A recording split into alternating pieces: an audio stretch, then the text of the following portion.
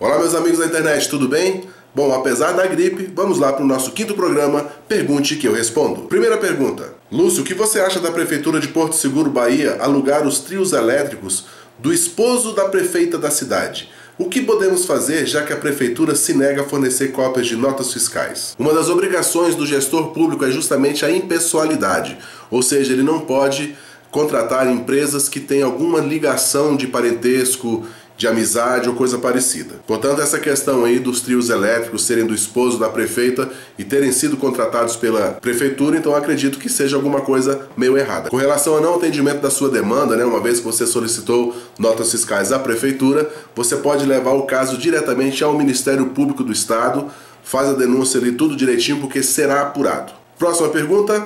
Senhor Lúcio Big, como o senhor vê o Brasil daqui a 10 anos no ponto de vista político? Bom, só para informar, tá? Eu tô pegando as perguntas da forma que elas foram escritas e tô colocando na tela, tá? Com relação à política daqui a 10 anos, eu acredito que o Brasil vai estar um pouco melhor, porque existe uma movimentação, não sei se é pelo ciclo de convívio que eu tenho, uma movimentação muito grande rumo à maturidade política do povo brasileiro. Claro que nós estamos ainda a anos-luz de distância do que é ideal para uma política, mas eu acho que vai estar um pouco melhor.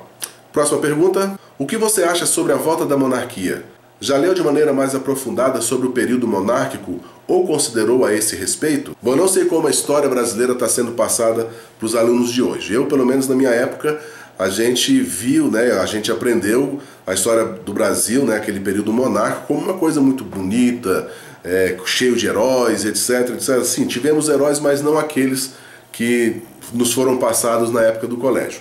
Eu li 2 livros, até aconselho vocês a lerem, que é o 1808 e o 1822. Ambos escritos por Laurentino Gomes. Não estou fazendo propaganda, não estou ganhando um único centavo disso tudo, mas são livros que eu aconselho a vocês lerem porque ele conta a real história da monarquia brasileira, de quando a família real veio, do período em que a família real morou aqui no Brasil. E com base nisso tudo eu não vejo como o Brasil adotar novamente a monarquia. Realmente eu acho que é um sistema para lá de falido, não sei ainda como existem países que mantêm a monarquia. Portanto, a sua pergunta eu respondo, não, eu não vejo como o Brasil ter novamente monarquia como forma de governo.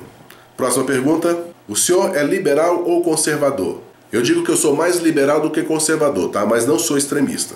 Próxima pergunta. O que você espera que realmente aconteça com os parlamentares denunciados pela OPS?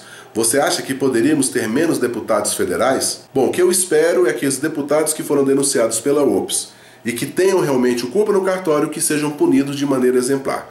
Eu até duvido que isso possa acontecer algum dia com todos que foram culpados. Mas com o outro eu acredito que vai acontecer. Com relação à quantidade de deputados, sim, não tenho a menor dúvida que o Brasil não precisa de 513 deputados. A gente pode ter, tendo muito, metade disso. Próxima pergunta. O que você acha dos casos da cidade de Dourados, Mato Grosso do Sul, e como poderia melhorar ou deixar menos pior? Bem, essa pergunta foi feita no dia 12 de junho, então infelizmente não tenho como responder, porque realmente não sei do que se trata, tá? Se você puder, depois me manda um e-mail e explica que eu prometo responder no próximo programa. Próxima pergunta. Lúcio, primeiramente parabéns pelo seu trabalho. Não sou profundo conhecedor da legislação brasileira, mas pelo menos sei que não se pode candidatar a um cargo público se não for filiado a um partido. Seria possível a OPS se tornar um partido novo, movido totalmente com o intuito de levar o Brasil em direção ao futuro sem corrupção? Caso sim, me candidato a filiar. Tenho um sentimento de, se quer bem feito, faça você mesmo, mas não me identifico com nenhum partido. Eu também não me identifico com nenhum partido brasileiro, aliás, não tenho simpatia por nenhum deles e muito menos me sinto representado por qualquer partido que possa existir no Brasil. Com relação a OPS se tornar um partido que vai, entre aspas, salvar o Brasil, não acredito que não seja um partido político que vá salvar o Brasil desse caos. O que vai salvar o Brasil desse caos é a educação, é a sociedade. E, aliás, transformar a OPS no partido político, eu não vejo como, neste momento, a gente fazer isso. Vamos aguardar, vamos transformar, vamos profissionalizar a OPS, vamos ver o que vai ser da OPS depois de profissionalizada. A partir daí, quem sabe, É uma hipótese, não sei. Próxima pergunta. Por que você não faz um Patreon? Bom, essa pergunta obviamente foi feita antes do Patreon, tá? Aliás, várias pessoas já perguntaram e eu nunca me nego a responder, até porque para dar uma relembrada para vocês de que o Patreon tá aí, que tem o PagSeguro também, você pode fazer doação de uma única vez, você pode fazer doações mensais, com um único cadastro você vai doando mensalmente, com a maior tranquilidade do mundo, tanto no Patreon quanto no PagSeguro. Então a gente já tem um Patreon, tá? Próxima pergunta, não é pergunta, mas sim um elogio. Gosto muito do seu trabalho, abriu muito meus olhos em certas coisas que não aparecem de forma clara no dia a dia. Obrigado. Bom, eu que agradeço a vocês por estarem seguindo o meu canal, por estarem engajados nesse trabalho todo, e eu vejo, aliás, prestem bem atenção no vídeo que eu vou colocar essa semana, tá? Tem um exemplo muito prático de uma pessoa chamada Sebastião, que eu quero passar para vocês, que eu achei assim uma iniciativa sensacional. Bom, então vamos lá. Próxima pergunta. Gostaria de saber o porquê do absurdo. Um preso recebe de ajuda para a família um valor maior que o próprio salário mínimo, enquanto trabalhadores têm que matar leões todos os dias para receber um salário medíocre, que não dá sequer para manter a si próprio, quem dirá a família e tal. Bem, o auxílio reclusão, na verdade, ele é dado em alguns casos, né, aquelas pessoas que estavam trabalhando e cometeram algum delito, e ele tem uma família, tem que sustentar. Então, uma vez que ele estava contribuindo para o INSS, depois de preso ele passa a receber o auxílio, quer dizer, ele não, a família passa a receber esse auxílio reclusão. Eu até não digo que seja uma coisa errada, porque assim, a gente não pode generalizar. De repente a família é uma família honesta e o cara não é. Então, quer dizer, a família não tem que pagar pelos erros, né, do mantenedor da família. Agora, eu também acho que as vítimas, né, aquelas pessoas que foram violentadas de alguma forma e passaram a ter dificuldades em trabalhar, em manter a própria família, também deveriam receber algum tipo de ajuda, uma vez que o bandido recebe, né, que a família do bandido recebe. Ou seja, se é para dar ajuda para um, que dê ajuda também para outro. Próxima pergunta. O que deu em você para que tornasse o interesse da política em trabalho e denúncias? Como eu disse em algum vídeo atrás, não me recordo qual, eu era uma pessoa que tinha completa aversão à política, eu não gostava de política. Aliás, hoje em dia ainda existem muitas pessoas, acredito até que a maioria, acredito não, com certeza, a maioria dos brasileiros não gostam de política, mas não gostam porque não entendem. E a partir do momento que eu passei a entender a política, é que eu vi que a política é uma coisa necessária. Aliás, a política a gente faz... A gente está o tempo todo praticando política, a gente não precisa ter sido eleito para representar alguém, não, você está fazendo política o tempo todo, na sua casa você faz, no colégio você faz, no trabalho você faz. Mas a partir do momento que eu vi que a política é essa que define os rumos do nosso país, da nossa cidade, que ela estava sendo usurpada, que ela estava sendo completamente distorcida daquilo que deveria ser, então eu vi a necessidade de que tinha que fazer alguma coisa. E coincidiu justamente na época que eu conheci o YouTube. Então, quer dizer, juntou a fome com a vontade de comer. Daí pra frente você já sabe o que aconteceu, né? Bom, vamos lá. Próxima pergunta. Os votos nulos ou brancos podem anular a eleição?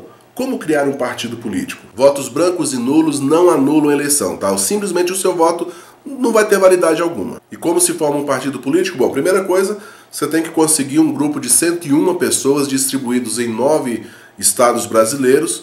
Depois que você conseguir isso, você pode fundar o partido, quer dizer, você pode dar entrada, né, no registro do partido, e depois você tem que correr atrás de assinaturas que representam 0,5% dos votos válidos nas últimas eleições, ou seja, é um mundo velho de gente. Próxima pergunta. Com a crise de representatividade atual, qual o modelo político que você acha que seria mais adequado, entre parênteses, voto direto, indireto, parlamento, consciente eleitoral ou não, para o Brasil? Abraços. Eu ainda acredito que o voto direto é a melhor maneira da gente escolher os nossos representantes. Entretanto, a gente sabe muito bem que boa parte da população brasileira, da população que vota hoje no Brasil, ainda não entendeu exatamente o que é o sentido exato da palavra votar. Próxima pergunta. Existe alguma sede da OPS? Quantas pessoas trabalham para a OPS? Não, a OPS não tem uma sede. Enquanto ela não se profissionalizar, ela não terá uma sede. Com relação à quantidade de pessoas que trabalham para a OPS, é difícil de mensurar, porque só no Facebook são 3.200 e poucas pessoas. E sempre quando eu preciso de alguma imagem fora de Brasília, né, enfim, várias pessoas ajudam. Então fica difícil de dizer quantas pessoas são, mas eu acredito que algumas centenas de pessoas. Próxima pergunta. Como podemos anular nosso voto? Antigamente, ao escrever um nome inválido, o voto era anulado. Com as urnas eletrônicas será possível? Ou só voto nulo que vai para quem está ganhando? Para você anular o seu voto, você tem que digitar na urna números que não condizem com o candidato. Por exemplo, Para presidente você vota, são 2 números. Então você vai digitar 2 números que não se referem a qualquer candidato à presidência da República. Se for, por exemplo, deputado estadual, são 5 dígitos. Então você vai digitar 5 dígitos que não coincidem com qualquer político que seja. Assim você vai anular o seu voto. Mas eu peço para você não fazer isso. Eu peço que você estude bem os candidatos da sua região, enfim, as pessoas que estão pedindo o seu voto, porque a gente tem que votar, a gente tem que dar voto para alguém. E essa questão de voto nulo ir para a pessoa que está ganhando, não, isso não existe. O voto nulo, ele simplesmente deixa de existir. O que acontece na prática é que as pessoas que votam é que vão decidir quem são as pessoas que serão eleitas. Então você, na verdade, vai estar passando uma procuração para pessoas que você não conhece escolherem os seus representantes. Por isso mesmo é que eu aconselho pensar bem, estude bem os candidatos e vote com consciência. Não anule seu voto, muito menos vote em branco. Próxima pergunta. Quanto tempo demora para sair os resultados dos dossiês? Bom, isso é difícil de dizer porque existe todo um processo, né, que tem que ser feito. Então eu fiz, por exemplo, a do ano passado, o dossiê do ano passado eu entreguei em junho ao TCU. O TCU fez então as investigações em cima daquilo, chegou à conclusão de que há indícios de crimes. Então agora foi instaurado um inquérito e esse inquérito então vai tá apurando, então vão se ouvir as partes. E a partir daí, se ainda houver indícios de crimes, então será instaurado um processo, enfim, não tem como dizer, porque a justiça no Brasil é uma coisa muito lenta. Mas o mais importante disso tudo é que eles que estão lá, né, os senhores de paletó e gravata, é interessante que eles saibam que nós estamos de olho. Isso já é uma grande coisa. Próxima pergunta. Só para avisar que eu fiz uma doação de R$100. Mantenha um bom trabalho aí. Eu que agradeço, muito obrigado, eu vi a sua doação, inclusive, né, se você está assistindo esse vídeo agora, não doou para a OPS, se você puder doar, a partir de $2, a partir de R$5, você pode ajudar a OPS. Então, cara, dá um pulo lá. Aliás, na descrição do vídeo tem o link onde você pode escolher a forma que você pode ajudar financeiramente a OPS. Próxima pergunta. Diante da falta de opções para as eleições, em quem você votaria para presidente? Evidentemente, evitando o voto nulo, qual o menos pior? Bom, eu não tenho como dizer para você qual que é o menos pior de todos. Estou analisando ainda, eu não sei ainda em quem votar, eu sei em quem eu não vou votar. Então isso já é certo, né? Então eu posso até falar que como eu não vou votar nessas pessoas, eu vou dizer, eu não vou votar na Dilma e não vou votar no Aécio Neves. Os outros ainda estou estudando para ver quem vai merecer meu voto. Próxima pergunta. O que você fez com que criasse esses blogs? Bom, você deve estar dizendo o canal no YouTube, nos grupos no Facebook, o meu blog pessoal. Bom, é uma maneira de divulgar essa minha ideia de querer melhorar a política do Brasil. Então eu preciso divulgar, eu preciso expandir os horizontes e eu conto com a ajuda de vocês. Então sempre que eu posto alguma coisa no Facebook, sempre que eu posto um vídeo no YouTube, sempre que eu posto algum artigo, tanto no meu blog como no Congresso em Foco, que eu sou colunista, enfim. Então eu sempre peço para as pessoas divulgarem, porque sempre são informações que podem ajudar a sociedade brasileira em relação à política. Próxima pergunta. Não ajudaria por R$5 por mês, mas poderia ajudar com R$1, por exemplo. Nesse questionário, né, que originou todas essas perguntas que eu estou respondendo, havia uma em que eu perguntava se a pessoa doaria R$5 para a OPS. Então ele está dizendo que não, mas doaria com R$1. Ótimo, meu amigo.